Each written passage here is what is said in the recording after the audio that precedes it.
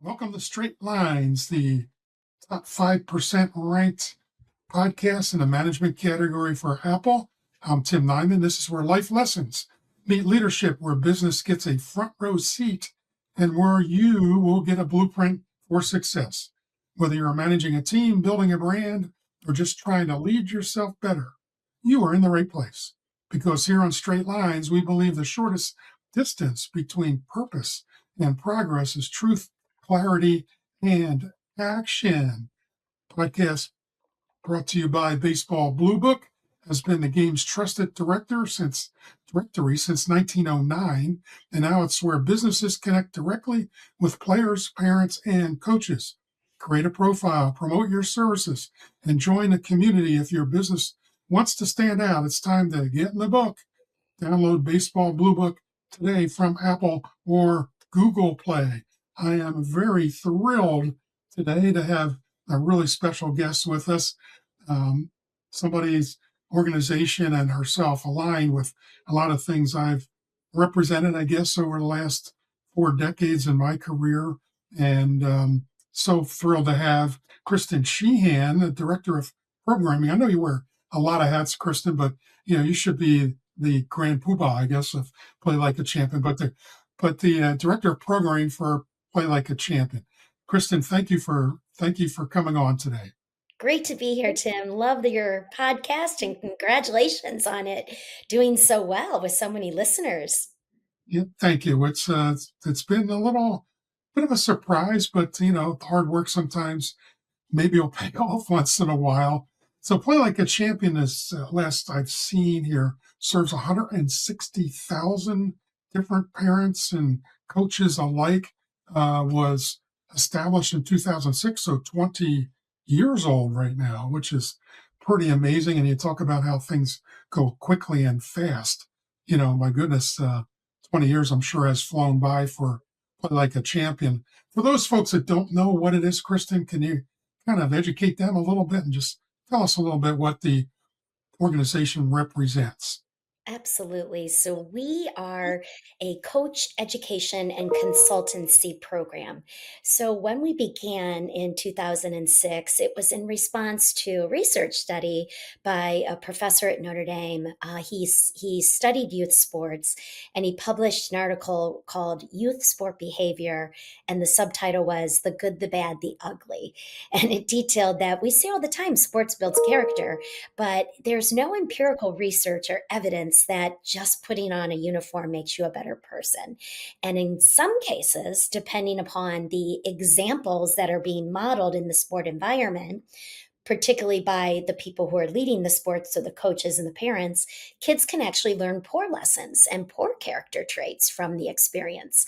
So Clark Powers, a professor, he said, gosh, I'm an educator. I believe in the power of education to change hearts and minds and to elevate situations. And so we're going to do an educational series that will ensure the good that sport can do for kids by training coaches and parents to elevate that culture. So that gave rise to Play Like a Champion. And as you said, this is our 20th year. And Clark said to me when I got the good fortune, I knew Clark when I was an undergraduate at Notre Dame, and he's invited me to join him in this journey right out of the box. And he said, our goal is to kind of put ourselves out of business. We're not going to, we want to have a world culture where we don't need to train coaches anymore. Unfortunately, it's only gotten more and more challenging. So our education is powerful. We know that kids who have a trained Play Like a Champion coach are happier, they're healthier, and they stay in sport longer. We also then couldn't ignore the fact that travel sports, with the proliferation of that. So the culture becomes pay to play. And that unfortunately leaves out a segment of our country, and that is children from lower income families. And so we have a consultancy program to increase access for every child to have the opportunity to play sports. And we call that a team for every child. And so education and consultancy is what we do at Play Like a Champion. That's a pretty good goal. Put yourself out of business. Unfortunately, unfortunately, uh, probably won't happen. And perhaps just getting this thing out there a little bit more, this podcast, with 160,000 in the nest, if you will. Maybe we can grow that for you too a little. I think it's the good, the bad, and ugly. We'll probably talk a little bit about all those things, and there's many of those things. Unfortunately, I've seen it throughout the years. In some instances, it's sad, and we're going to get into a whole bunch of those things. I mean, you've touched on it already, Kristen. You know, what Play Like a Champion will stand for beyond the winning. The winning is important. I mean, it gives a certain sense of self-esteem to younger people. It's just a matter of how they handle it, which I think is where you'll come in, where I come in sometimes. What does that mean to you beyond the winning? And what does Play Like a Champion stand for beyond all that? Right. So we use this mantra, play like a champion today, and it starts with play. Sports are games and they're meant to be fun at every level. There needs to be the joy, and sometimes the adults can drain the joy from the experience of the play. And so that's first and foremost. Let's bring that joy into there. Also, there's joy in hard work and striving together as a team. So we're celebrating that joy of camaraderie and striving to be successful through the hard work. There's a lot of fun and joy in that. So if we're going to play, we may as well play like a champion. And yes, a champion is the winning team or the person who crosses the finish line first. That's one element of being a champion. But in our programming, we talk about what is a whole champion? What are the characteristics that equal a champion? And this is where the values and the virtues come in. And we tend to group those into three categories. And so they are achievement related values, which is hard work, determination, persistence, courage to keep going despite the odds. And those need to be nurtured in sport, right? We know that if we don't have persistence, we're not going to be able to be successful. We're going to end up dropping out. So those are critical. We don't want to just stop with those values and talking about those as coaches and parents, but we want to go into social values, which are nurtured in sport. So things like compassion for your teammates, respect for the game, respect for your opponent, respect for the officials. Also, communication would be a social value. How do we communicate together as our team? So social values are lived and learned through sport. So we've got achievement related values, social values, and then you have the moral values through sport. So things like integrity, playing by the rules of the game, striving to be victorious, but doing it with deep integrity. And so those are the elements we train coaches to talk about with their athletes. And then, we could just say play like a champion, but we say play like a champion today. And today is that element of time. So the ancient Greeks had two words for time. They talked about chronos, which is chronological time, where you can watch the minutes on the clock pass, the days in a season progress. But the Greeks also had another word for time, and that was kairos. And kairos is like a moment. It's a moment that an athlete or a team can become the best version of themselves. This could be a beautiful victory, or it could be a time that a team comes together, maybe to support each other in a difficult loss. Or it could be a time that a team comes together, maybe somebody on that team is having a personal challenge, a personal tragedy. And so the team comes together in support. And those are today moments. It's not looking back at what happened last week or looking ahead to the end of the season tournament, but it's being in that moment at that time, and becoming the best version those athletes and the teams can be. I think that's fantastic stuff. I mean, I spoke to a group of travel organization, a bunch of teams and parents, probably about 100 of them. And, a message to the kids is they're 9 to 13-year-olds. You never know who's watching, for one. You want to make sure that the impression you're making and the perception you are making matters because, inevitably somebody's going to talk about you. And, I don't know what chemistry is. I don't know how to create it, but I know it when I see it. I know it when I see it. And that's when kids and players and coaches and an organization genuinely cares about one another. And then the old saying is, it's amazing what we can accomplish if nobody cares who gets the credit. I think Harry Truman, said that. And man, that was a mantra for me for a very long time. I think all those things you mentioned are, music to my ears. I've lived them and spoke about them. Let's talk about those core values real quick as well: motivation, team building, and leadership. All great stuff, big, broad, banded concepts. How do they connect? How do they blend with your audience, your coaches, your parents, maybe even the kids? Mhm. So, when we were prepping for this, you had the word in my notes, intentionality. And that's what we coach coaches to look at, and parents too, to be intentional about talking about character.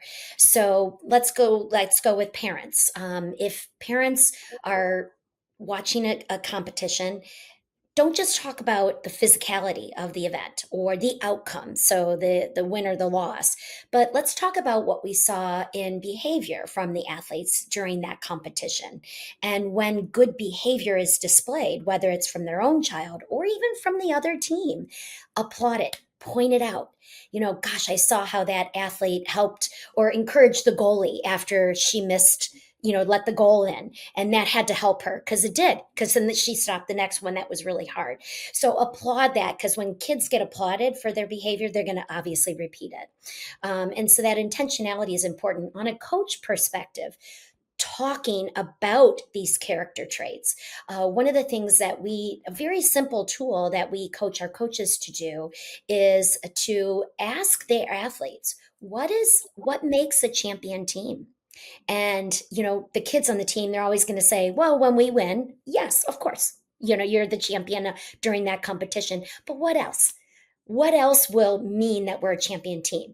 When we respect our opponents, right? When we communicate effectively, when we support one another, when we pick each other up. So you get the athletes to identify this. And then after a competition, the coach can just simply say, were we a champion team and how? And that way, maybe, yeah, we won today. That was awesome. But gosh, we complained about the refs and that wasn't such good quality behavior. We could be more respectful. So then you can be really intentional about talking about how they were a champion in their virtue and their value, in addition to the physical outcome. That's terrific. And, I know most of the folks that you serve probably are volunteers, Yeah. for the most part. I mean, I've been fortunate to get paid for the sport I love to coach, forever. But, we also have to take that into effect. And I think if we could get the message across to volunteers and anybody who's coaching anybody, the fact that we are here to make them better daughters and sons, better wives and husbands, and better employees, actually making a contribution to society. We've succeeded pretty well above, and sports in baseball for me specifically was a vehicle to do all that. I've coached in 1,401 games and retired in, August 4th. I don't remember many of those games, but I can tell you, you go to the roster over 36 years, I'm going to be able to tell you something about each player and what he's doing and all those kinds of things. So the point is, to be able to make them better people. I mean, I was involved with a travel organization for a while, and the goals were simple: just make them better people on and off the field and make it fun. I mean, it doesn't have to be much more complicated than that. And the wins, if you will, that everybody, I mean, you have a scoreboard, so we're going to have that. Those will follow, but it's a byproduct, of what it actually is you're there for.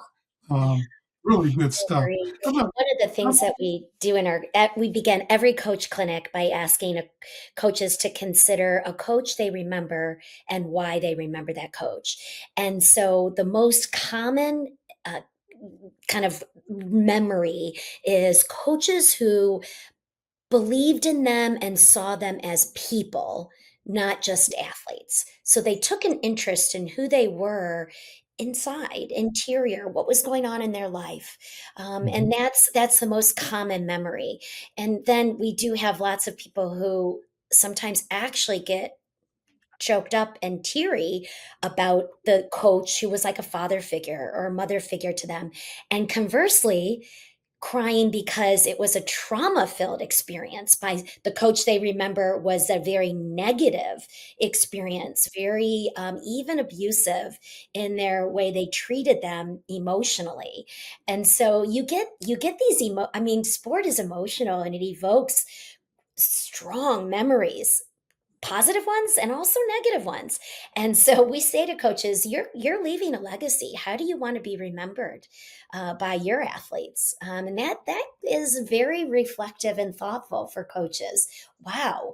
I mean, you may not remember your teachers, but you're going to remember your coach and how that coach made you feel. Well, there's no doubt about that.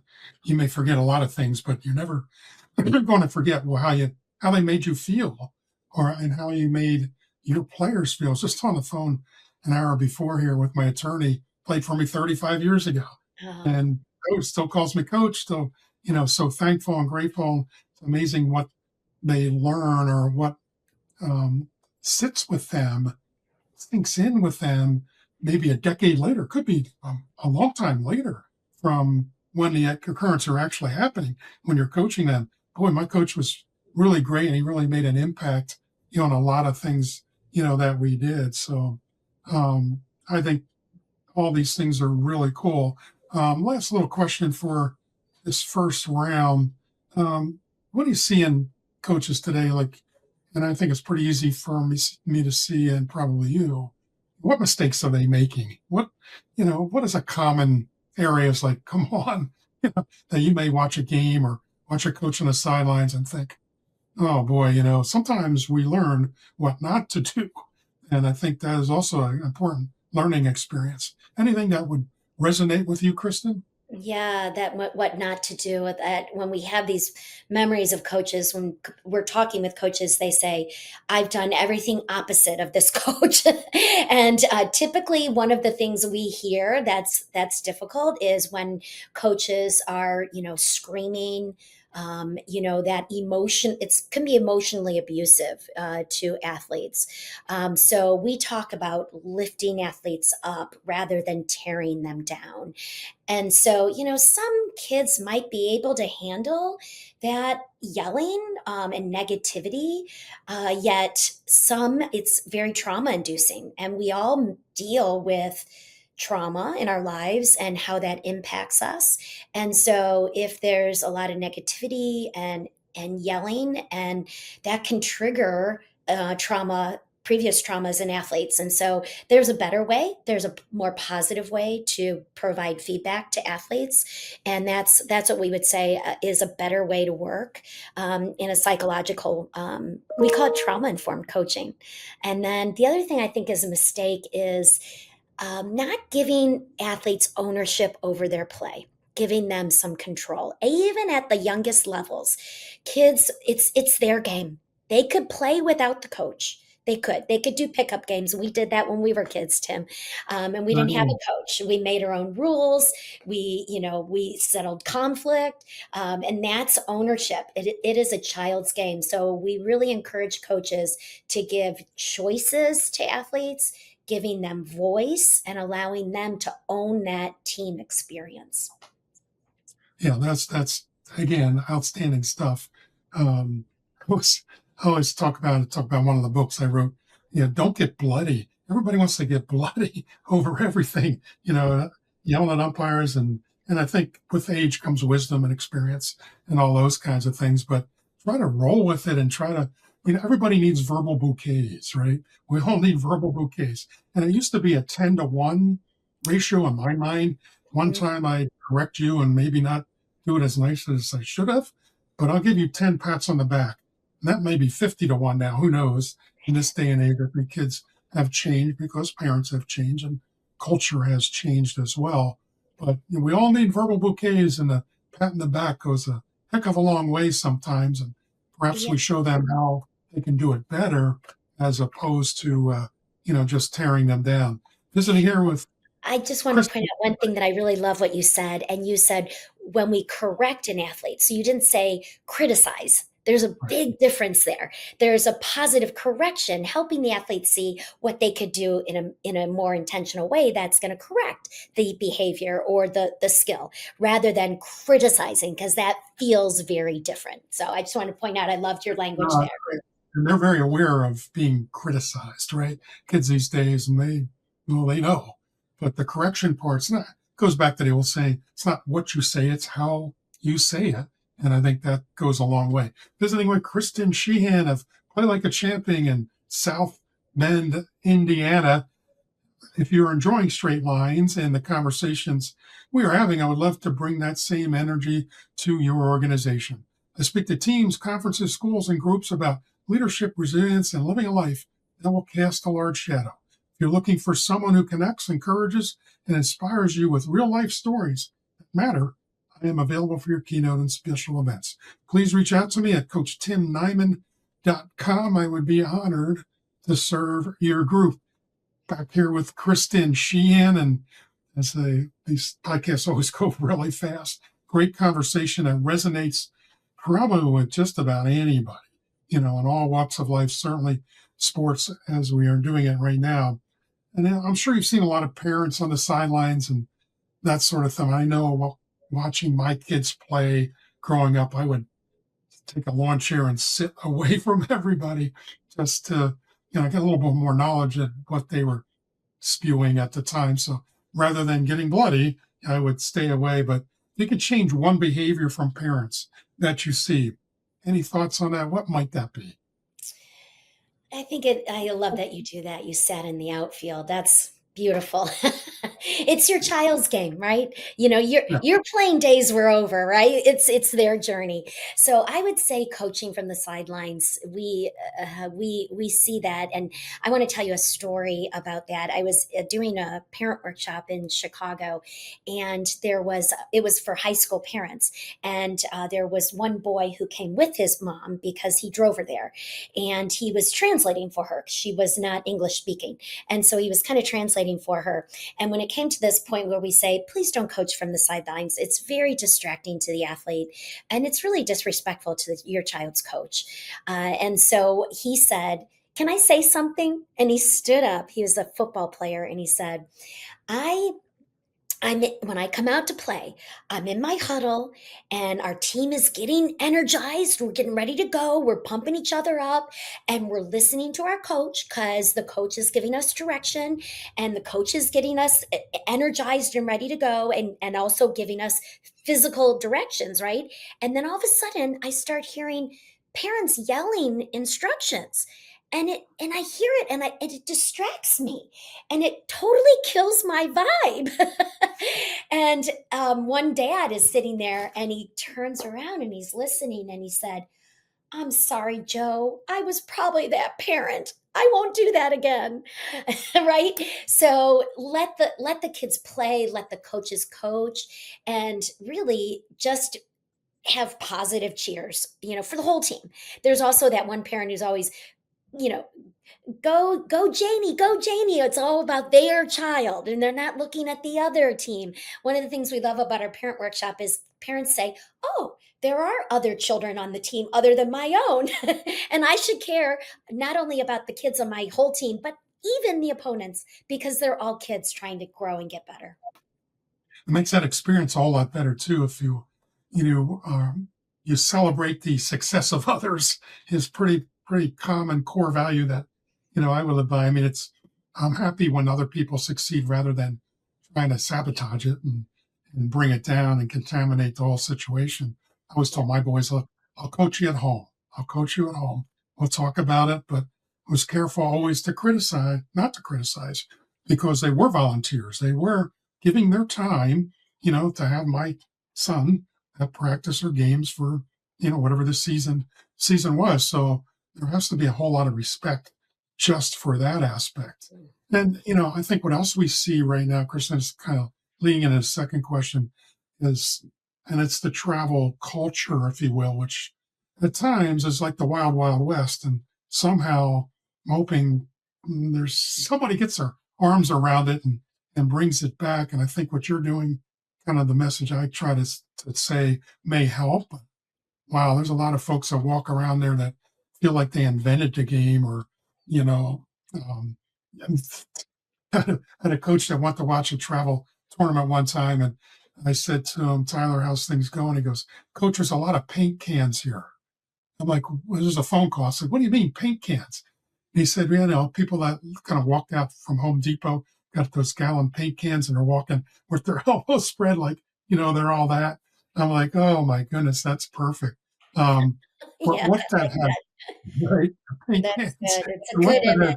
has, Mhm. it is, it's a good image. What it's bred though is, this keep up with the Joneses, if you will, in terms of, pay to play and equipment and coaching and lessons. And not saying any of those are bad individually, but there seems to be, quite a appetite to try to do that. And what happens is, I think parents push their own kids so hard. I think there's two things that chase kids away: a bad experience, and maybe, mom, dad, or guardian pushing them too hard. Like, you know what, this is not fun anymore. Um, how do you see all that? Would you agree? Oh, I very much agree. So, again, a personal story about the pay to play. So, I was a cheerleader at Notre Dame when I was a student there, and our coach, she came and she brought like this garbage bag. It was just one of those black plastic garbage bags, and it was filled with uniforms. And she said, "Okay, here's the uniforms. Go figure out who gets which one." So we go into the bathroom, and this one, well, we're switching around. We got the best fit, right? So, and this was actually had the good fortune to cheer in 1988 when we had our last national championship. And so Right. this is a pretty big stage, right? Well, when we just have these hand me down uniforms for several years. Well, fast forward to my daughter is doing competitive cheer when she's 9, and they do a custom fit uniform. They measured her and it was a custom uniform for $800. I'm like, oh my gosh. Did she need that? No.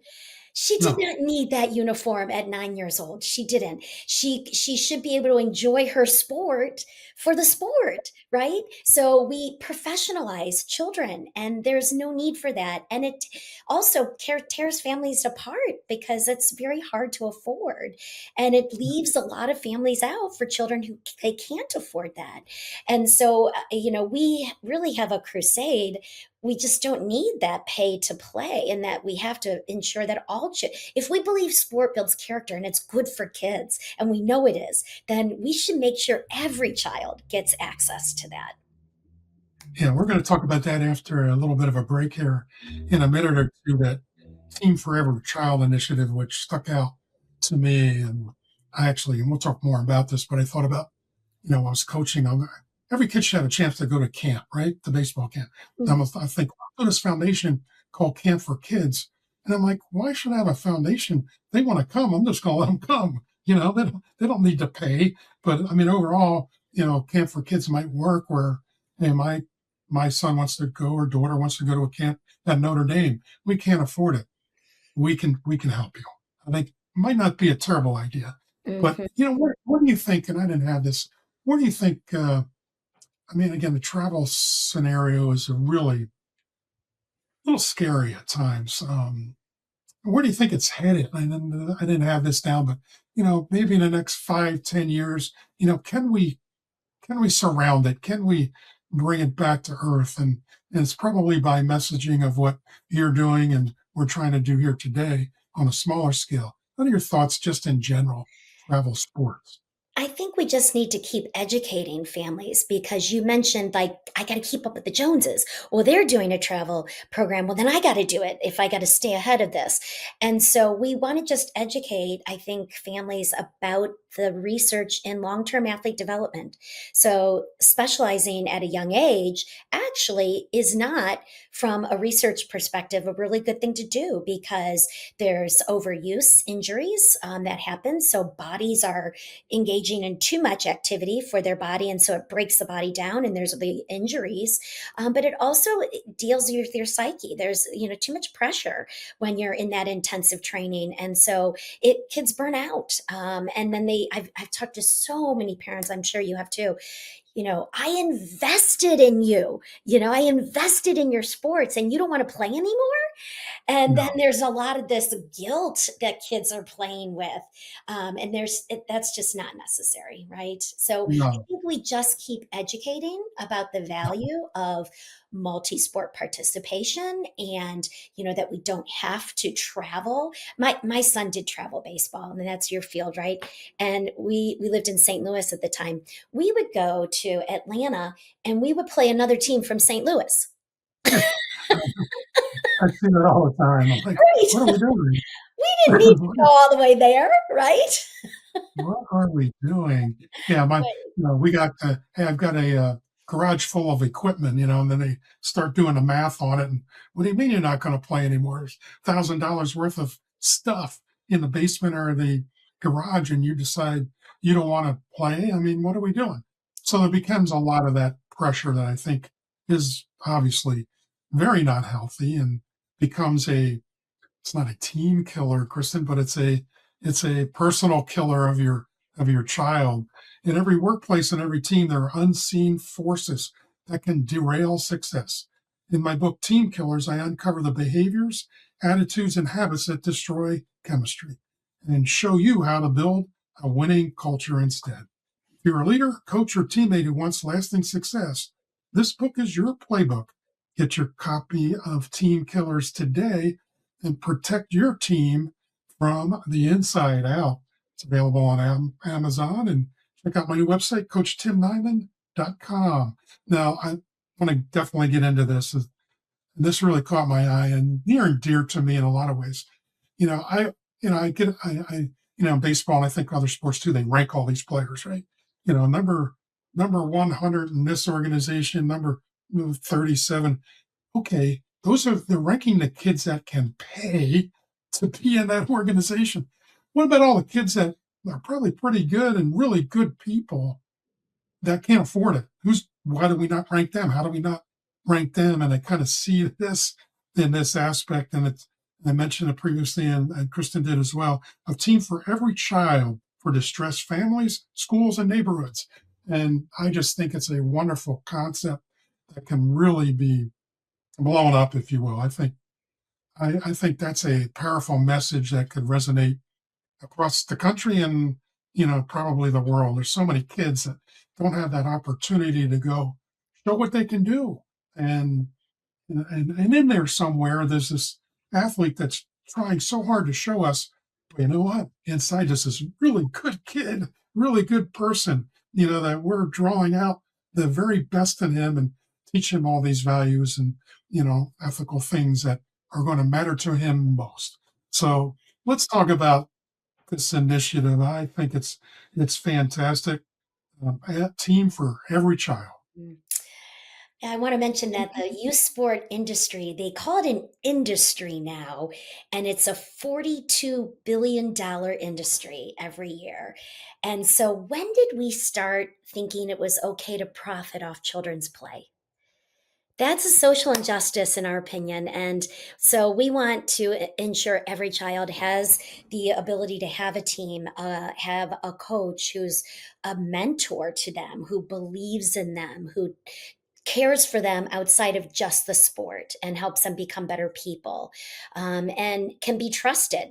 Some kids, if their family's very stressed, maybe they can't trust their guardian, and so a coach can be that trusted adult. And being when we're talking about trauma informed coaching, being a trusted adult is a protective factor, and that's psychological words saying that if we have a trusted adult in our life, that child's health outcomes will be better. And the research shows they just need one. Just one. I mean, it's better to have two, three, four, but if there's one adult that they can trust, then they'll have somebody they can go to.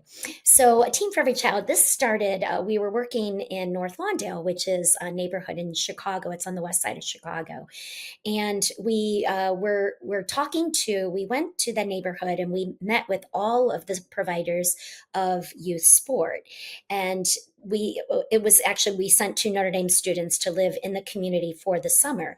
And actually, one of them was my son. And so he had this incredible opportunity to live in North Lawndale and visit with these providers of sport. And what these two students uncovered is that there were opportunities, but the people who were running them were challenged. They had to put their own money into the sport opportunities, and they weren't talking to each other. Everyone was kind of in their own silo, and so what we suggested and what we did was we said, let's bring all of these programs into an association so they can talk to one another, support one another, share resources, and we can then show a collective impact for all of the children. So we brought a boxing program together with the football program, with the basketball program, into what we called the North Lawndale Athletic and Recreation Association. We also helped the providers of those programming to learn how to keep data so that they could prove their impact. So we just tell them, if you don't count it, it didn't happen. You got to be able to tell your story and share your numbers. And so we started helping them collect data, and we brought the data into one database, and that gave us impact. So we could show impact from sport. We could show that kids were saving their lives, that they're improving their grades because they're involved in the sport. And we're doing it across all these organizations. And that enabled us to apply for grants, earn resources that we then distribute to the members of the association. So that's what a Team for Every Child looks at doing, is supporting programs in neighborhoods that are under resourced so that they can provide more for their kids. We also had two other things, and that was, we wanted to increase exposure to all sports. Often, like in North Lawndale, when went there, we had boxing, basketball, and football. Well, let's introduce rugby. Let's introduce chess, which also is recreation, right? Let's introduce rowing. We had some rowing, biking, lifelong sports. So we started to introduce tennis. They're doing tennis clinics now, so that we get a variety of sport. Not everybody likes basketball or football. Let's expose kids to a lot of opportunities. The other thing we do is we say, where are the girls? Let's get the girls playing. Girls play in all neighborhoods. Girls play less than boys do. Well, that's and we our basketball program said to us in North London, well, the girls can play with the boys. Well, how about a girls team? Guess what? We created a girls team, and the girls showed up. They want to play with the girls. So that's a big intentionality of ours too, is intentionally inviting girls to join into the sport experience. It's great stuff. I mean, and maybe you do have these out there. I mean, in my head spinning and thinking, and so you came to, the Lehigh Valley, Eastern Pennsylvania, where I'm sitting, and all of a sudden there's a Play Like a Champion program per se that people from all organizations in any towns can participate in, and end up playing some sports, whatever it may be, under the Play Like a Champion banner. Um, there's a 12U baseball team, a 12U soccer team. I don't know if you do that or not, but and you absolutely would have to meet some criteria. We're not paying, but there have to be a way to, sustain it, I suppose. But is that something you do? Has anybody? So when you go to an organization, you help them, and you help them perpetuate what they're doing and help them. But is it under the Play Like a Champion banner, perhaps, or is that getting promoted for you? Yeah, so North Lawndale in Chicago, the west side of Chicago, was our first location for this A Team for Every Child initiative. And then we feel like we created the playbook to expand resources and access to kids. And so the second site for Team for Every Child was here in South Bend, and we call it MARA, which stands for Michiana, and it was the Michiana Athletic and Recreation Association. The community voted, though, and we just changed the name, still Mara, but it's Michiana Academic and Recreation Alliance, Okay. because we know when kids are playing sport, then they're more likely to go to school because they can play basketball after school, and their academics are impacted if they're actually in school. We have a truancy issue here. And so it's a big deal to get that recreation in. And kids, when they're moving their body, they're more free to think and to learn. And we want to care. And a lot of times, our coaches in these organizations are providing tutoring as part of the programming. So we're doing that here in South Bend. We are having some success in other locations. We believe we can do this in a city everywhere. So we've been working in Philadelphia, in particular North Philadelphia, with some sport organizations there. We have conversations happening in Indianapolis. So yes, this is a playbook that can be taken to any under-resourced city in our country. And yes, with support, we feel we can do that. I love that, and we'll wrap up this second segment. I told you this goes fast. The, you're a 501(c)(3), correct? And Correct. so how can people, we'll do this right now. How can people find you and help you, and they want to be a part of this from a financial standpoint, which there are folks out there that are certainly willing to do? How do they contact you? I appreciate that opportunity to share that. So we are entering our 20th year and we are celebrating. And what we want to do over the next 5 years is double our impact for children in these lower income communities with our Team for Every Child initiative. So we have actually embarked on a capital campaign currently. And if you go to our website, which is www.playlikeachampion.org, there is a link right on that homepage to our 20th anniversary campaign called Developing Champions. And there's a video there. You can learn more about what we're doing. And yeah, people can go there. And if they want to support us, especially at the end of the year, people are maybe looking for maybe to give a Yes. Christmas gift in honor of a coach. We do get people doing that. Instead of bringing them cookies or a gift card, I'm going to make a donation in my coach's honor. That's been a really people are touched by that. Yeah, I think that's great. And I would encourage all our listeners to go ahead and visit that site. A lot of good information on there. But if you find it in your heart and it matters to you, like I'm sure it does, you know, everything helps. $10, $20, $50, $100, whatever it is. We would appreciate it. Visiting with Kristin Sheehan, Director of Programming for Play Like a Champion, building her legacy and the legacy of Play Like a Champion as well. When the game is over, what will people remember about you? My book, What is Your Legacy? Challenges leaders, athletes, and everyday people to think beyond the scoreboard. It's about purpose, impact, and the mark you leave on others. If you're ready to define your legacy and live it with intention, this book will guide the way. Get your copy of What is Your Legacy today and start shaping the story only you can tell. Available at CoachTimDiamond.com and, of course, Amazon. Heading into our third and final segment here. And I knew I was going to have a great time today and so much fun. I could talk baseball, X's and O's till the cows come home. But this is so much more rewarding and inspiring to me. So we'll get into this last segment, kind of have a little bit of fun with it as well. Kristen, what concerns you the most right now with the current state of youth sports? I know we touched a little bit on a bunch of different topics, but if there's one major worry that you have, how can we help with that? It relates to the Team for Every Child. So I think some children are excluded from the opportunity to participate due to either their inability to pay to play, or also, that maybe they're not athletically gifted. That we want every child to move and play. And, we're a big advocate, and this is sometimes, a hot button topic. We're a big advocate for equal playing time for children, sixth grade and below. We say, coaches, play the kids equally. Don't pigeonhole them into a position. If they're a big kid, you're going to put them in a position.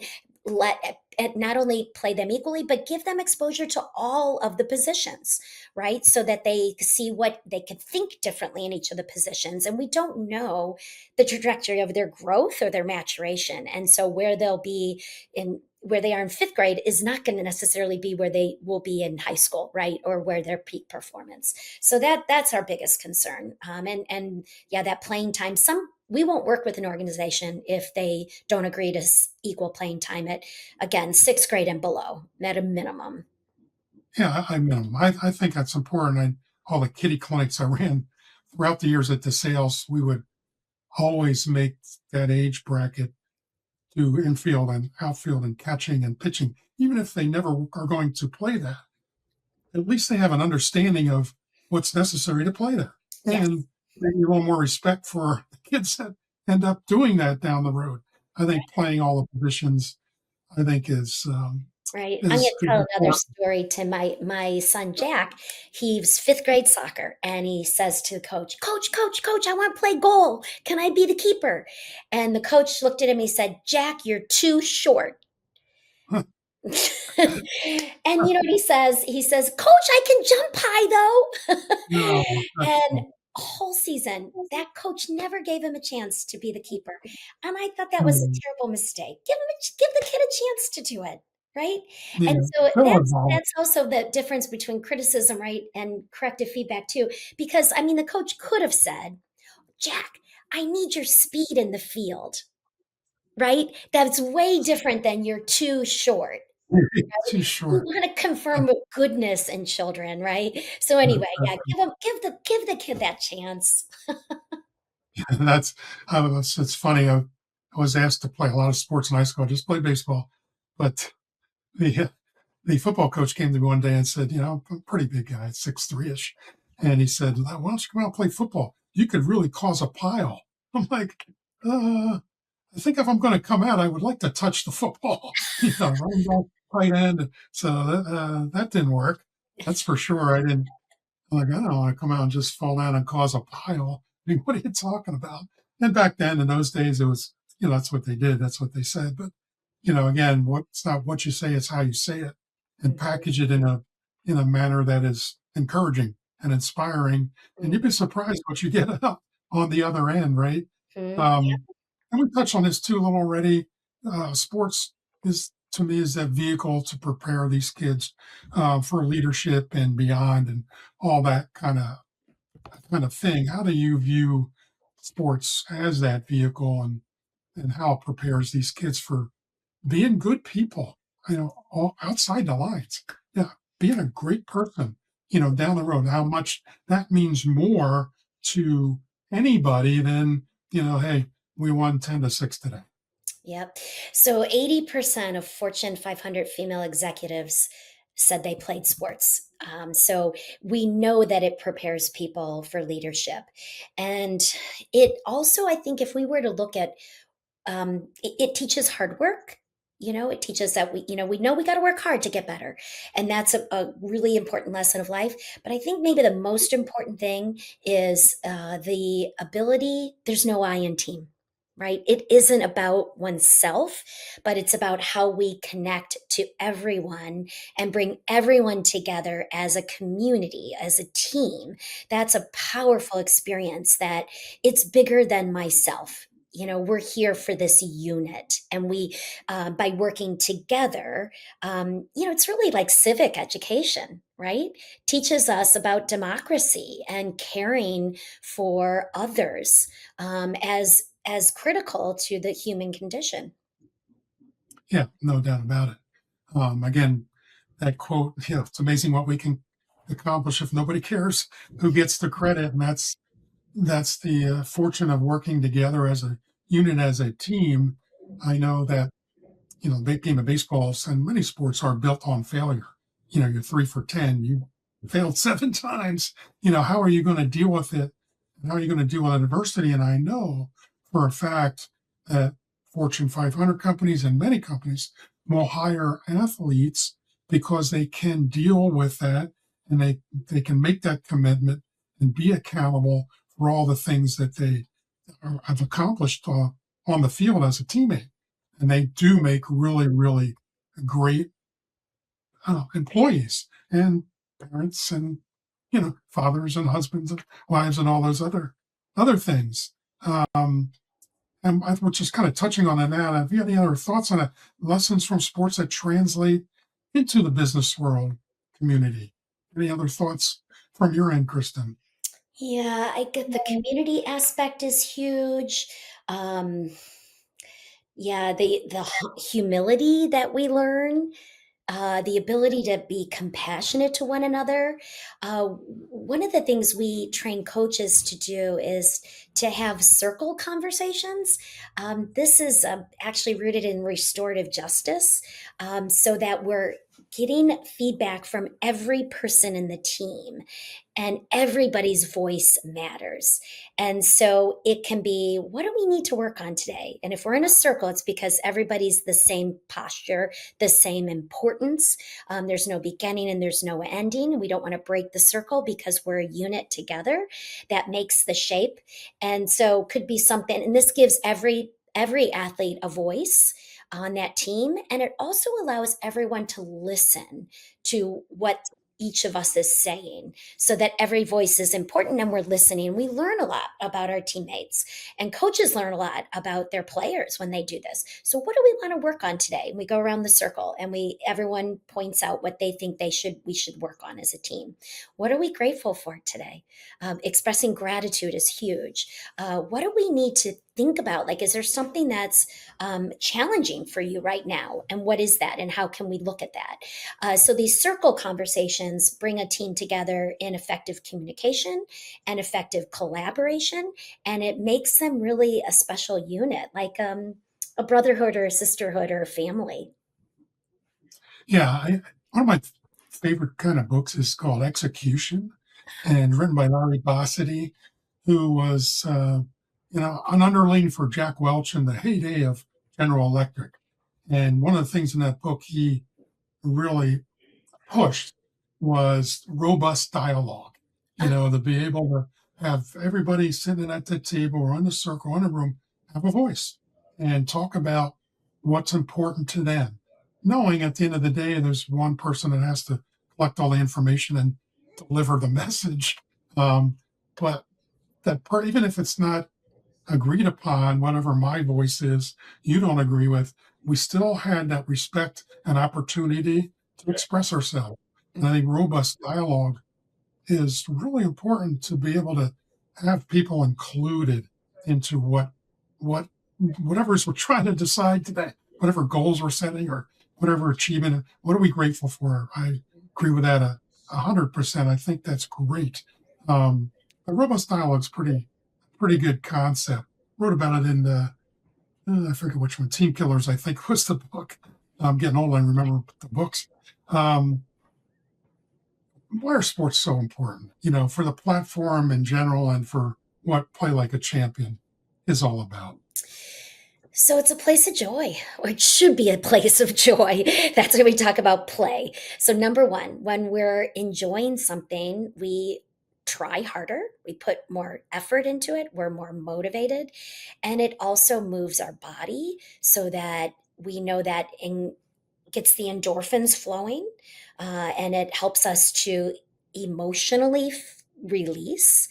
And so we should feel better when we're in that space of joy. We should feel better mentally, emotionally, and it brings us into a community. So it creates that team experience where we become more fully human when we're together. Stronger together is one of our mantras. In fact, here in South Bend, they just started a cheerleading program. So there's cheerleading this winter, and every girl got a Stronger Together shirt, and that was the uniform. But it just happened to be in their school colors. So some were blue, some were green, some were yellow, but that was their community mantra, Stronger Together. It was powerful. I love that. That's very cool. Um, so, what would you want every coach to remember the next time they got in front of their team, they're on the field, on the court, talking to the kids? What would you hope that they remember when they make that step on between the lines? You are an important person in the lives of every one of your athletes. Those little eyes, and even if it's a big high school athlete, their brain is not developed. They're impressionable, and they're looking to the coach for direction, for support, for guidance, growth. So they're watching how the coach models behavior, and they're also looking for that. support, that positivity, that advocacy for them to be cared for as people, not just as athletes. So, coaches are so important. Thank you for what you do, coaches. Yeah, I mean, you're giving an impression every day in all you do. It's the end of a poem that I like. It's actually called The Indiana Image, but the author is unknown. But at the end, you're setting an example every day in all you do for the little boy or girl who's waiting to grow up to be like you. And I think that it's so powerful. I had it on the wall in my office for every year I was there. And every time I stepped on the field, that's what I thought about. It's a really brief, great poem, author unknown. I think it's called The Little Boy, but tremendous poem. The name of this podcast, Straight Lines, Straight Lines. And, I think, some examples goes on with Chris Dennert from Dugout Mugs, those mugs, they haul out the bats and drink them. And what does that mean to you, Chris? He said, well, it's a matter of you're going to get a flat tire once in a while. How fast can you fix that tire and get it back on the road? I thought that was interesting. And everybody's got their different take on it. In my metaphor for it is, it's a metaphor for success and trying to stock up all the little details. They matter. And if you don't pay attention, they become systemic problems that kind of ruin teams and organizations and whatnot. So I'm curious what would your, impression be of straight lines? Oh, yeah. I think what you just talked about is, I think, the definition of resiliency, right? That resilience is the ability to rebound from challenging situations and actually become more confident and strengthened and resolved to continue. And sport is a place where we can build resiliency in a safe area, right? Failure happens in life for all of us. And so for children and even adolescents, failing in sport should be an opportunity to say, okay, this happened. Let's reset.